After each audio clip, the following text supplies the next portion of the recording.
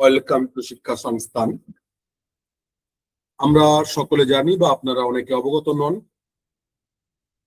গতকাল পশ্চিমবঙ্গের উচ্চ শিক্ষামন্ত্রী জগন্নাথ চট্টোপাধ্যায় মহাশয় জানিয়েছেন যে হায়ার এডুকেশনে জাতীয় শিক্ষানীতি 2020 সর্বক্ষেত্রে কার্যকারী হবে, কোনো স্টেট এডুকেশন পলিসি থাকবে না। এই জাতীয় শিক্ষানীতি 2020 তথা এনইপির স্কুল এডুকেশন আগে আমরা আলোচনা করেছি কয়েকদিন আগে, এবং সেখানে অনেকের অনুরোধ ছিল যে স্যার হায়ার এডুকেশনের স্ট্রাকচার সম্পর্কে অবশ্যই ক্লাস নেবেন। তাই আজকে আমরা আলোচনা করব এই জাতীয় শিক্ষানীতি 2020 এর হায়ার এডুকেশন স্ট্রাকচার।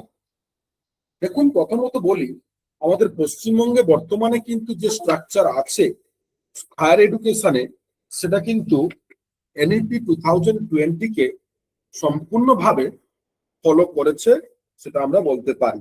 কিছু কিছু ক্ষেত্রে ব্যতিক্রম, কিন্তু অধিকাংশ ক্ষেত্রে এই এনইপি 2020 হায়ার এডুকেশনে ফলো হয়েছে, স্কুল এডুকেশনে হয়নি। এসিপি হয়েছিল 2024-এ। তো জাতীয় শিক্ষানীতি 2020 অনুযায়ী ভারতবর্ষের উচ্চশিক্ষার স্ট্রাকচার কি হবে না, প্রথমত তার জন্য আমাদের কিছু কম্পেয়ার করতে হবে। অর্থাৎ আগের 1986 সালের যে জাতীয় শিক্ষানীতি ছিল, সেই 1986 সালের জাতীয় শিক্ষানীতির যে স্ট্রাকচার, তার সাথে তুলনা না করলে বুঝবো না। কনসেপ্ট ক্লিয়ারের জন্য এই ক্লাস, অবশ্যই সাথে ডেটা বা ইনফরমেশন থাকবে। তো তাই প্রথম থেকে শেষ পর্যন্ত ভিডিওটি দেখুন। তো 1986 সালের যে জাতীয় শিক্ষানীতি, সেখানে স্ট্রাকচার কি ছিল না, 3 ইয়ার্স 3 বছরের ছিল অনার্স কোর্স, অথবা যে জেনারেল ডিগ্রি করবে তাদের 2 বছরের ছিল মাস্টার ডিগ্রি, 2 বছরের ছিল এমফিল, এবং 3 বছর মিনিমাম 3 বছরের মিনিমাম থেকে 5 বছর ছিল পিএইচডি। কিন্তু বর্তমান জাতীয় শিক্ষানীতি 2020-তে এই স্ট্রাকচার চেঞ্জ হচ্ছে। 2020 সালের যে জাতীয় শিক্ষানীতি কস্তুরী রঙ্গন কমিটির সুপারিশ অনুযায়ী ভারত সরকার সর্বক্ষেত্রে এটি কার্যকারীর জন্য যে আইন প্রণয়ন করেছে, সেখানে বলা হচ্ছে যে এই জেনারেল এডুকেশন তথা অনার্স যে এডুকেশন আমরা বলছি, সেই এডুকেশন তারা 3 বছরের শুধু ডিগ্রি রাখলো না, এটা 3 বছরের জায়গায় বললো 3 to 4 ইয়ার্স, 3 থেকে 4 বছরের ডিগ্রি। নাম্বার 1 কি বিষয় এক্ষুনি ক্লিয়ার করব আমরা। 2 নম্বর মাস্টার্স 1 to 2 ইয়ার, মানে 1 থেকে 2 বছর, 1 বছরের মাস্টার্স হবে। এমফিল পুরো বন্ধ, এমফিল বলে কোনো প্রোগ্রাম থাকবে না। এবং পিএইচডির ক্ষেত্রে অবশ্যই মিনিমাম 3 ইয়ার্স, তবে অবশ্যই অ্যাপ্লাই এরিয়া অর্থাৎ প্রায়োগিক এরিয়া না হলে পিএইচডির থিসিস কার্যকারী বা অ্যাকসেপ্টেবল হবে না। তার মানে এইবারে দেখবো এইখানে আরেকটি বিষয়, আমাদের পশ্চিমবঙ্গে 2015 থেকে আরেকটি হায়ার এডুকেশনের স্ট্রাকচার ছিল, যেটা সিবিসি স্ট্রাকচার। এই সিবিসি স্ট্রাকচারে কিন্তু সেমিস্টার সিস্টেম চলে এসেছিল গ্রাজুয়েশন লেভেলে, কিন্তু সেমিস্টারের সাথে কি ছিল না, প্রত্যেক যেটা আগের structure honours plus pass course এই স্ট্রিম ছিল, এবং 3 বছরের ডিগ্রি ছিল। এবং সেই সিবিসিএস সিস্টেমের আগে পর্যন্ত যখন 3 বছরের শুধু অনার্স হতো, তখন কি হতো না, তখন যারা অনার্স বা পাস কোর্সে ডিগ্রি করতেন, ধরুন কেউ 1 বছরের ডিগ্রি করলেন, মানে 1 বছর কলেজে ভর্তি হওয়ার পরে 1 বছর পরীক্ষা দিল 1+1+1 বা 2+1, এবারে তার কোনো কারণে সে পড়াটা ছাড়লো, 5 বছর পরে তিনি ঠিক করলেন আবার গ্রাজুয়েশন করবেন, তো তাকে কি করতে হতো, সেই আবার ফার্স্ট ইয়ার থেকে ভর্তি হতে হতো।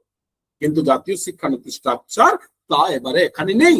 এখানে বললো যদি কেউ 1 বছর পরেও, অর্থাৎ সম্পূর্ণ 1 বছর ডিগ্রি কমপ্লিট করার পরে পড়া ছেড়ে দেয়, 10 বছর 15 বছর 20 বছর 25 বছর 30 বছর 35 বছর পরেও কিন্তু তাকে আর ফার্স্ট ইয়ারে ভর্তি হতে হবে না, বা ভারতবর্ষের যে কোনো কলেজে তাকে সেকেন্ড ইয়ারে ভর্তি হতে পারবে, অর্থাৎ তার ইয়ার ল্যাব হবে না। এই পুরো স্ট্রাকচারটা কিন্তু বর্তমান হায়ার এডুকেশন।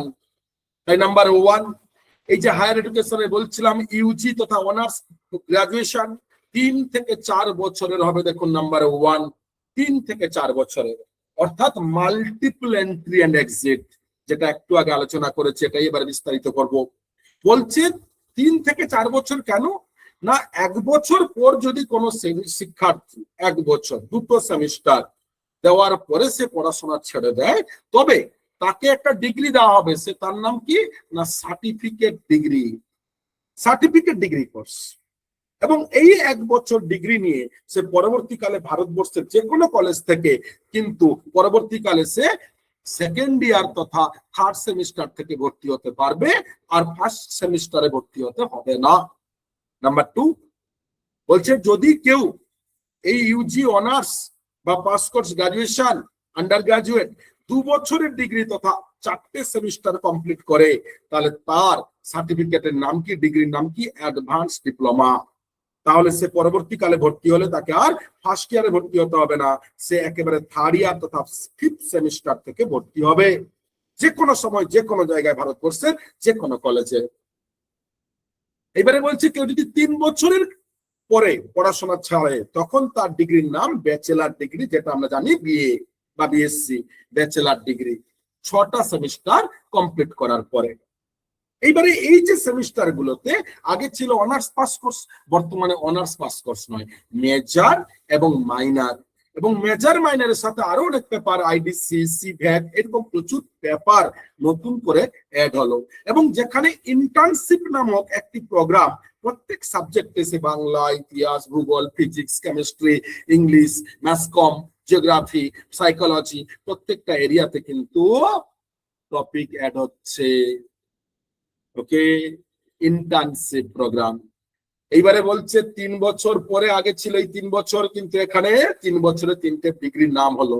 এবারে যদি কেউ 4 বছরের ডিগ্রি করে, তার কিন্তু আর মাইনর, আইডিসি বা এটসেট্রা সিভ্যাট থাকলো না, শুধু অনার্স, যার নাম মেজর পেপার। এই মেজর পেপারেই সে 4 বছরের তথা 8টা সেমিস্টারের ডিগ্রি কমপ্লিট করবে, এবং সেই ডিগ্রির নাম কি না ব্যাচেলার উইথ রিসার্চ ডিগ্রি, বা একে অনেক সময় বলে পিজি অ্যাডভান্স রিসার্চ ডিগ্রি। এর ফলে কি হবে না, এই ক্যান্ডিডেট যিনি 4 বছরে bachelor with research degree complete করলো, সে নেট সেট দিতে পারবে ডাইরেক্ট, তাকে তার জন্য আর মাস্টার ডিগ্রিতে ভর্তি হতে হবে না। সে চাইলে পিএইচডির জন্য অ্যাপ্লাই করতে পারবে এবং পিএইচডিও করতে পারবে, তাকে আর কেউ বাধা দিতে পারবে না উইথাউট মাস্টার ডিগ্রি কেন এসেছেন। এটাই হচ্ছে গ্রাজুয়েশনের বেসিক স্ট্রাকচার। মানে 4 বছরের ডিগ্রি করলে আপনি এবারে পিএইচডি করতে পারবেন, আপনার জন্য 5 বছর তথা এমএমএসসি কমপ্লিট করে 2 বছর কভার করে আসতে হবে না। এইবারে এইখানে বিষয় তো, তাহলে যারা 4 বছরের গ্রাজুয়েশন করবে তাদের মাস্টার ডিগ্রি তো করতেই হবে পরবর্তীকালে যে কোনো সময়, ক বছরে না, তাদের এমএ, এমএসসি, এমকম তথা মাস্টার ডিগ্রি 1 বছরের 1 ইয়ার্স। কিন্তু যারা 3 বছরের ব্যাচেলার ডিগ্রি করবে, তাদের কিন্তু এমএ, এমএসসি, এমকম কত 3+2 2 বছরের, তাদের 2 বছরের। ওকে, এই যে এইবারে আসি, এই 3-2 এমফিল তো নেই, আগেই বলেছি। আর হচ্ছে কি না ABC academic bank of credit, যেটা বলেছিলাম যে আপনার যে ডিগ্রি কোর্স আপনি করছেন, আপনার টোটাল পুরো মার্কশিট থেকে শুরু করে যাবতীয় আপনার স্টোরেজ, ডিজিটাল স্টোরেজে জমা থাকবে। আর এটাই কে বলা হচ্ছে ABC academic bank of credit, academic bank of credit. Next আরেকটি বিষয়, আগে আমরা জানতাম যে মেজর তথা অনার্স নিলে পাস কোর্সে ম্যান্ডেটরি কিছু সাবজেক্ট নিতে হতো, কম্পালসারি, ওটাই তার ক্যাটাগরি ছিল। বর্তমানে তার কোনো ক্যাটাগরি নেই। আপনি অনার্স যদি ইতিহাস করেন, আপনি আপনার পাস কোর্সে ভৌত বিজ্ঞান রাখতে পারেন, ফিজিক্স রাখতে পারেন, ম্যাথ রাখতে পারেন, অর্থাৎ মাল্টি ডিসিপ্লিনারি বিষয়, মাল্টি ডিসিপ্লিনারি এডুকেশন সিস্টেম। এবং ভারতবর্ষের বর্তমানে প্রত্যেক আইআইটির মতন প্রতিষ্ঠানগুলোকে মাল্টি ডিসিপ্লিনারি করার নির্দেশ দেওয়া হয়েছে।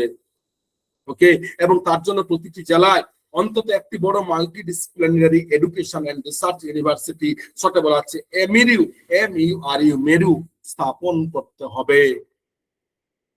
এবারে আগেই বলেছি পোস্ট গ্রাজুয়েট বা পিএইচডি যারা 3 বছর ডিগ্রি করেছেন তাদের জন্য 2 বছরের, 4 বছরের করলে 1 বছরের মাস্টার্স।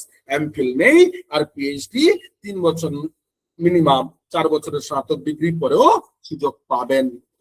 আর ভারতবর্ষের টোটাল উচ্চশিক্ষাকে যারা কন্ট্রোল করবে তার নাম কি না ইউজিসি নয়, HECI, higher education commission of India, higher education commission of India.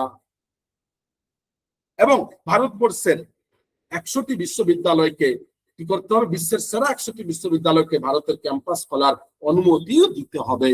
তার ফলশ্রুতি আমরা বর্তমানে দেখছি ভারতবর্ষে বিভিন্ন ইন্টারন্যাশনাল মানের ইউনিভার্সিটি তাদের ক্যাম্পাস খুলছে এবং ভারত অন্যান্য জায়গায় খোলার অনুমতি পাচ্ছে এবং খুলছে।